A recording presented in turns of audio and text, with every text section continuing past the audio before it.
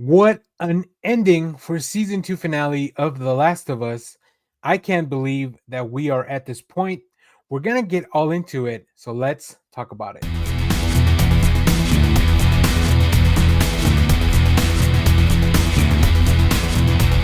Hello, everyone. Daniel here from the Next Issue Podcast. On today's video, we're going to be doing a review for Last of Us Season 2, Episode 7. This is the Season 2 finale.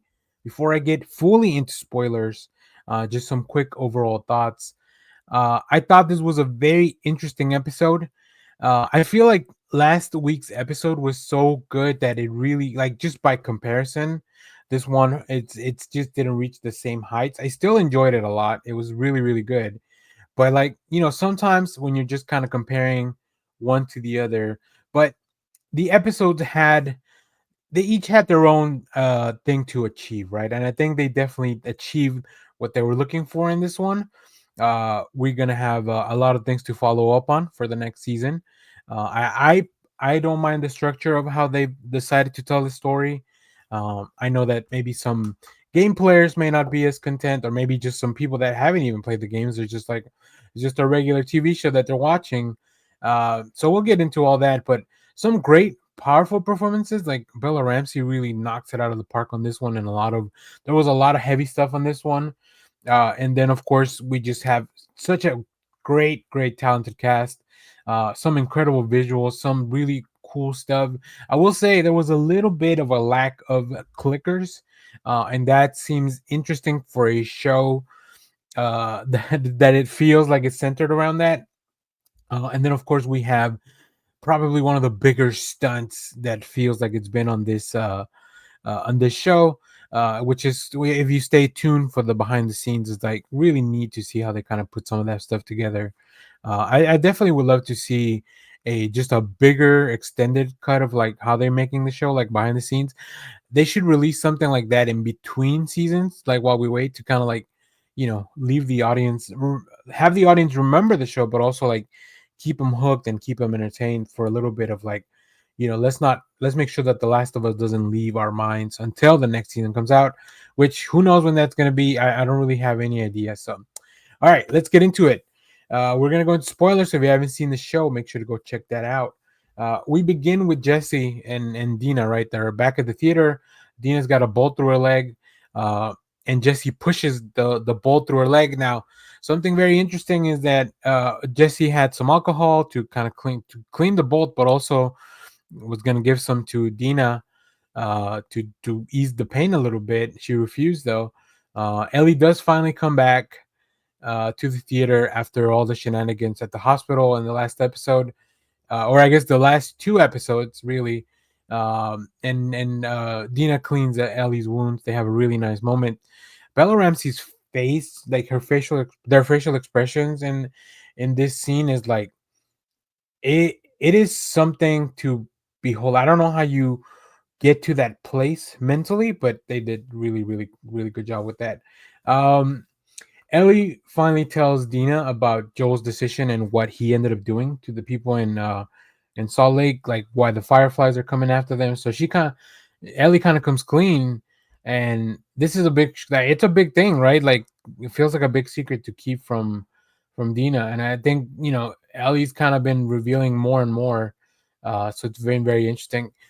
Jesse and Ellie are gonna go set up together to go look for Tommy, where while they're walking, Jesse does realize that Dina is pregnant because she refused the alcohol. She said something about I can't die instead of like I don't want to die, something like that. And then of course Ellie kind of accidentally confirms this. So they have a little bit. There's a lot of Jesse Ellie stuff here, and if you remember from the last episode, like Jesse's the one that kind of trained Ellie in a lot of stuff. Like they themselves have a really deep relationship, even if it's not romantic, even if it's just as like friends and colleagues and like people that work together. They run into one of the Seraphites being chased by the WLF, but Jesse tells them it's just who happen to be very young. Ellie calls him just a kid, and Jesse just says this is not a war. Like they have their own mission. They can't just be sidetracked. We get this really cool shot of one of the WLF camps at a Costco, which I thought was really funny. and it seems that Isaac is worried because Abby's crew is disappeared. They're kind of doing their own thing. We don't know what's going on. We don't know why they're all spread out. But Isaac was kind of looking for Abby to be there as a potential leader in the future, which gives a lot of questions. We didn't get as much Isaac as I thought we were going to get to in this season. I feel like Isaac's going to be a more prominent fixture in the next season just because of the way they're telling the story. Jesse and Ellie end up making it to the library, and then over the radio, they hear that a sniper's got some WLF guys pinned down. They assume that this is Tommy because he is a sniper. We know that from his training with Ellie. Um, I mean, Ellie having has to choose between going to get Abby because she figures out where she's at the aquarium, versus helping Tommy, who they don't really know if it's Tommy, but I mean, I feel like we know. Uh, and while they're arguing about this, Jesse mentions that he voted no. He wants what's best for the community. So they end up splitting up.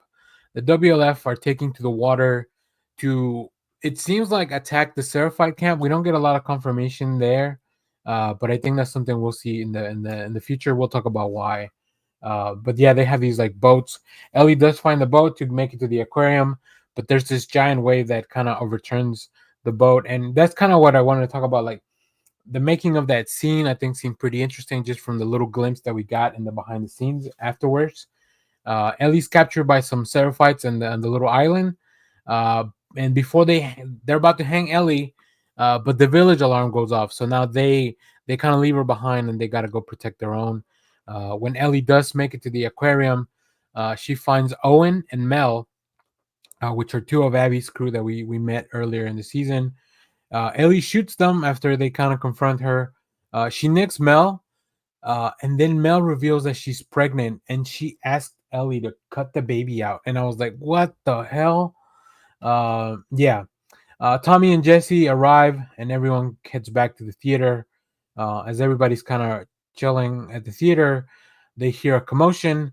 It turns out Abby found the theater, and as Jesse and Ellie run through the door, Abby shoots Jesse in the face. He dies. Ellie's hiding, and then of course now Ellie is being held at gunpoint. Tommy's on the ground. We don't know where Dina is in this scene. I feel like that's gonna have repercussions when this all gets sorted out. But yeah, it's rough, man. Jesse was such a cool character.